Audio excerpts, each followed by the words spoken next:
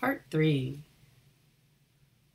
Now in their middle years, all of these youth, under my observation, have chosen decisive paths in life. Under modern Ecotopian society, many of these youth have matured and their family circle extends into their favored geographic regions. As with politicians of yesteryear, who were famous for hundreds of miles because of television, these days, if one of these powerhouses comes to town to speak on any issue, you can bet City Hall will be filled to standing capacity for the people who want to hear the voice of this generation.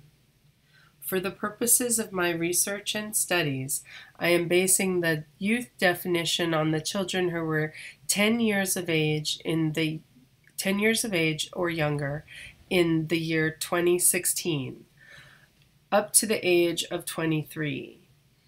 At the time of the key resolution from the U.S. Senate, the older members of the Youth Party generation were already seeding a younger generation in anticipation of denser and more interwoven social structure.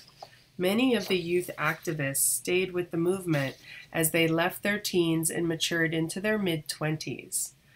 At that time of the Senate ruling, the first generation Youth Party members were between 12 and 25 years old. At any age, under any circumstances, in my research I am able to prove their importance in society and on an order of magnitude greater than any other person alive in society today, and most certainly the most important demographic in the Ecotopian revolution. In my interviews of the younger set, the youth who were between 10 and 12 during the first of the U.S. Senate hearings and resolutions, I asked them many questions about how they began to perceive and act on their own personhood. The responses that I received were varied. Many of them were clearly based on role-playing games popular to the time, and one in particular called Eco-Village. This game created a system of resource management and strategic planning that educated youth. So well, in fact, that many modern scholars are researching the effects this game had on the Ecotopian revolution itself.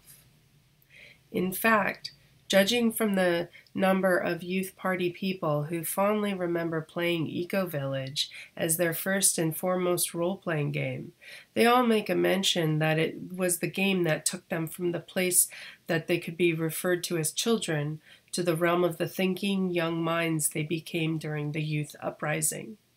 In this game, and extended out through the relationships of the players and the youth activists, was the core of the whole Ecotopian revolution itself. One of the primary statutes of the U.S. Senate ruling was that youth were to be determined free sovereign individuals from age 10 onwards, and therefore would be the sole decision maker and have legal recourse for making independent decisions. If that youth chose to live with their birth parents and they consented, that was one possibility. Otherwise, millions of children went on to live out their co-created peer communities, or choose new parents, even their teachers based on the Eco-Village gaming model. The effect of the game Eco-Village was astounding.